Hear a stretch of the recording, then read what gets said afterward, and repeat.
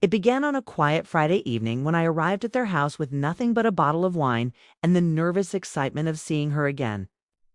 Her name was Claire, and we had known each other for years through work, through mutual friends, through countless lingering glances that had never turned into anything more than polite smiles and occasional touches that lasted a little longer than they should have. And tonight she had invited me over for dinner, just the three of us, her husband. Daniel and May had seen Daniel a few times before, tall, confident, with a presence that seemed to fill every room, yet there was always something unreadable in his gaze. Something that lingered like a question I had never dared to ask. He greeted me at the door with a firm handshake and a smile that seemed just a little too knowing. Claire wore a silk dress that floated around her as she moved, and her eyes sparkled in the candlelight as we sat down to eat. Conversation was warm, easy, filled with laughter and stories, but underneath it all was something else, a current running just beneath the surface that made my heart beat. Faster. Claire touched my hand when I made her laugh. Daniel watched, but not with jealousy. Instead, there was curiosity, a subtle tilt of his head as if he was studying me, measuring the tension in the air and wondering what I would do next. At our dinner, we moved to the living room. The wine flowed more freely, and Claire sat closer than before, her thigh brushing against mine and her voice softening as she asked about my life, my loves, my loneliness. Daniel poured another glass for each of us, then sat across from us, his gaze heavy but calm, and then Claire did something I never expected. She leaned in and kissed me. It was soft at first, uncertain and warm, and when I pulled back, breathless and wide-eyed, Daniel still said nothing. He simply leaned forward, rested his elbows on his knees, and asked in a voice smooth as velvet, "Do you want these?" Could barely speak, but something in me nodded, something reckless, something honest, and Claire smiled and kissed me again. This time with more need, more hunger, and then Daniel stood and crossed the room, and for a moment I thought he was going to leave or say something to stop us. But instead he reached out and touched my jaw gently, his thumb brushing my cheek, and then he kissed me. Tooth World tilted, the rules shattered, and the three of us became a tangle of touch and skin and breath. And discovery, everything I thought I knew about desire, about connection, was rewritten that night in the warmth of their home under dim lights and quiet.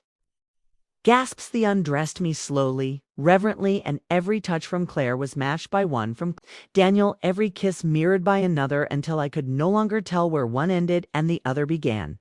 We moved together with instinct and rhythm, the night stretching on like a dream that refused to fade, each of us giving and taking, wrapped in something more than lust, something more than curiosity offered. We lay tangled on the couch, their bodies warm against mine, their hands still tracing slow, gentle patterns on my skin. I had no words, only the thudding of my heart and the weight of what we had just shared. Daniel looked at me with that same calm intensity and said, "Now you know." He nodded, because I died as dawn crept through the windows, painting the world gold. I realized that what began as a quiet evening had become something else entirely, not a betrayal, not a mistake, but an awakening, an unexpected night that neither started nor ended with Claire alone, because in the end it wasn't just her who had wanted me. It was both of them, and maybe, just maybe, I had wanted them too all along. The sunlight filtered through the curtains, soft and golden, touching our skin like a silent witness to everything that had passed the night. Before my head rested on Claire's shoulder, her fingers gently tracing circles along my arm, while Daniel's hand lay across my waist, grounding me, holding me in a space that felt impossibly real and yet unreal at the same time.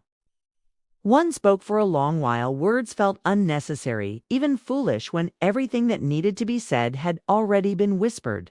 In the dark, in the warmth of bodies that didn't judge, that didn't question, that only accepted, he rose, slowly pulling on one of Daniel's shirts that hung loose on my frame, the scent of him and her clinging to me like memory. I wandered into the kitchen, needing something to hold, needing the silence to stretch just a little longer, but Claire followed me moments later, wrapping her arms round my waist, pressing her cheek against my back, and in that embrace I felt it again. Not lust, not confusion, but something steady, something bold, something Like belonging, Daniel joined us soon after, tousled and barefoot, and when he kissed Claire good morning and then turned to kiss me just the same, I realized this wasn't a dream, it wasn't tea.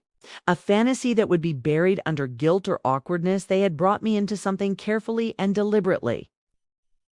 Not carelessly, not for the thrill of it, but because they saw something in me, something they had seen in each other. We sat at the kitchen table in our quiet, shared stillness, sipping coffee and smiling between sips. Daniel reached across and took my hand, threading his fingers with mine. While Claire leaned against me, her eyes filled with something tender, something deep. An unspoken no, didn't talk about what it meant, not then, not in labels or promises. We simply existed in that space together. Three hearts that had collided and found rhythm, not in possession, but in connection. And maybe love didn't have to look like one thing. Maybe it didn't need to be named to be really left that afternoon, not with confusion, not with shame, but with a calm that settled in my chest like truth. Claire kissed me at the door. Daniel held my gaze with quiet affection, and neither of them said goodbye. They just said, "See you soon." And in that moment, I knew this wasn't the end of something wild. It was the beginning of something rare, something beautiful, something I hadn't even known I was looking for, because I had thought she wanted me, but the truth was deeper, wider, and far more intimate than I could have ever imagined. They both hated now, so did I.